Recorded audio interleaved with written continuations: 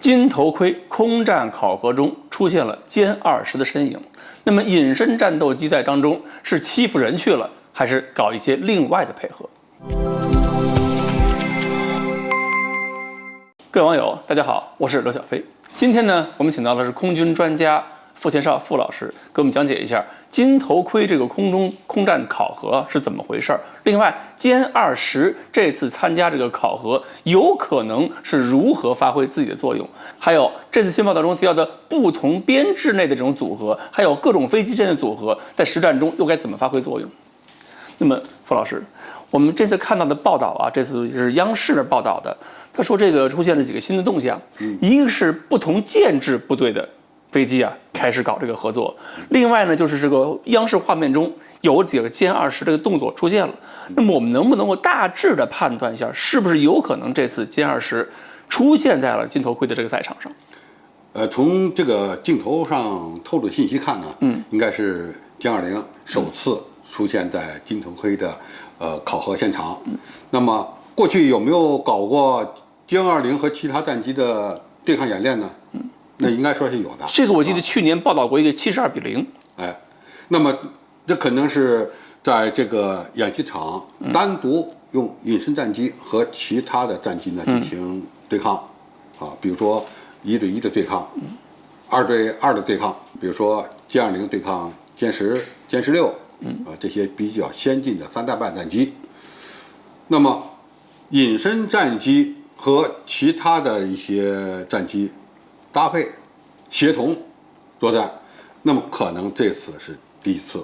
那以前可能都是纯粹的用隐身战机和3代机进行模拟。如果是仅仅就是靠这个歼20对抗歼16或者歼10，好像给人感觉这个没有特别大的悬念，那就是等于是给歼20这个飞行员送金头盔的意思嘛。但是我们感觉到，如果这么练的话，可能意思是不够的。那么肯定是要有别的练法才能体现出这种对抗的含义。如果是用歼20和其他战机进行对抗，那这个金头盔肯定归20啊。战机的飞行员没悬念了，因为它的碾压优势太大了，对，是吧？那么这次演练可能它突出的什么特点呢？混编。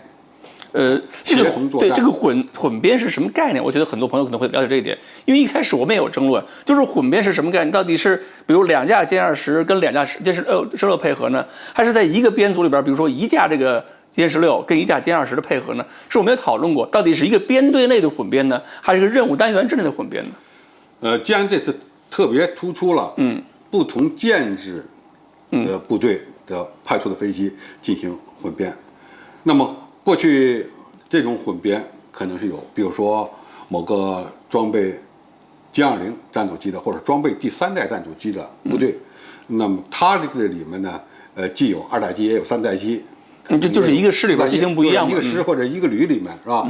都配备了不同的飞机。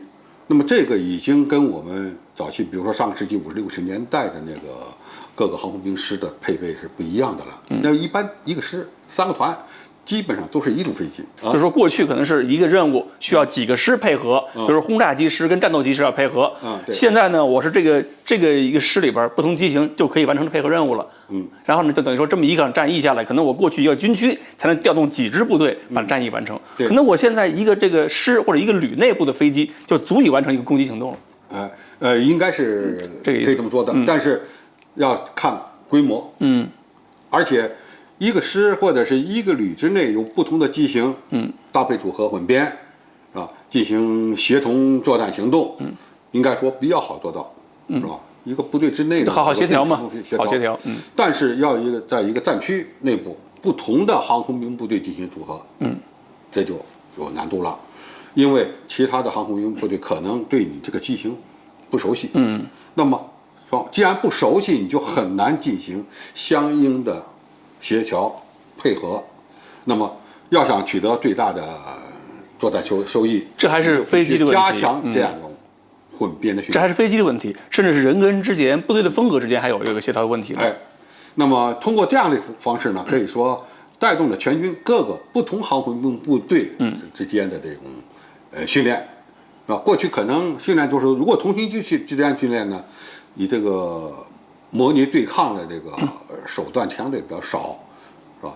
敌人可能比较清楚啊，我驾驶什么飞机，你也驾驶什么飞机，这个只要熟悉了，双方都可以找到这个攻击的这个要点。那我理解。那么如果换一种飞机，你可能就不熟悉了。其实最早啊，这是越南战争美军总结这经验。越南战争期间呢，美国的空军、海军的飞机经常是打败仗，打不过一代机，他们当时用的2代机超音速的战斗机，打不过越南的米格15或者那个歼5或者是米格17，对吧？那么后来就发现他们训练上有问题，他们训练都是模拟对抗，都是同型机之间去对抗。后来就搞了新的这个战斗机航校，就会专门是吧搞异型机对抗。那么这种异型对抗可以说现在各国空军都在推广。那么异型机之间的对抗和异型机之间的协同对抗，是吧？因此呢，你既需要熟悉对手，也还要需要熟悉你的伙伴，了解队友。队友啊。那么你队友驾驶的飞机，它有什么特点？这个飞行员有什么特点？那个你必须到，或者是友邻部队他的作风跟我作风又不一样。对，所以说您这一解释呢，我大概明白，这是为一个更大规模的一种战争做了一种进行的准备，有点类似我们看那个电视剧《士兵突击》里边有一句话嘛，说我这支部队如果经过损耗之后退下来了，遇到后边来了一支部队，那支部队是齐装满员的，我现在怎么和他在一起？本来就是从来不熟悉的2个人，怎么去配合？可能这个意思了。但是呢，我们把这个不同舰制的编组解释清楚了。那么歼20在这个不管是异型机也好，在不同舰制编组里边也好，它怎么去跟别的飞机进行一个配合？这个配合肯定是多种多样的，对吧？比如说一个大的编组里面，我可能一个分队全都是歼20这种隐身战机，那么另外几个分队可以是3代机，也可能是3代半战机，那么分头执行不同的作战任务，各有各的使命任务。比如说歼20，我采取这种踹门的这种行动，我先打开通路，然后别的飞机跟进，然后具备较强攻击能力的进行呢执行对敌攻击任务。这一个很常见的方式了。那么携带的弹药就不一样的了。对。那么如果你执行的是空战任务，那么情况就不一样了，双方都带的是空导弹，对吧？来拦截敌方的目标，那么在对方的雷达显示上，可能3代机就比较容易被发现，对啊，而隐身战机就比较难被看到。那么怎么利用这个特点，来对敌方的目标进行拦截和攻击，这就需要采取不同的战法了。那么2架飞机，你是密集编队呢，还是拉开编队？谁开机谁不开机？我讲开机是开雷达，对吧？那么是隐身战机打开雷达收从目标呢，还是非隐身战机打开雷达收从目标？你比如说 F-22用那个噪声雷达的时候，我开了雷达，但是对方探测这雷达信号像噪音的时候，既然不损失隐身性能，这个时候我就敢于让隐身机开雷达，然后呢把这个数据传到3代机上去。但如果说是我开雷达，有可能是暴露我自己的情况下，对方对我的雷达信号已经能够截获的时候，那我隐身飞机为了保持隐身性能，它索性就别开，因为3代机你开不开，它都没隐身性，它无所谓，所以它可以开机把数据传给隐身机。那么就是说双方可以在一个特定情况下互为眼睛。这个而且呢还有一个指挥问题，是吧？那么一个空中编队，在空中飞行的时候，总要有个长机僚机的，2架飞机有个长僚机，多了呢，它有个空中指挥员，那么谁来指挥？那么这都是需要深入研究的，另外，用什么样的武器来打击对方？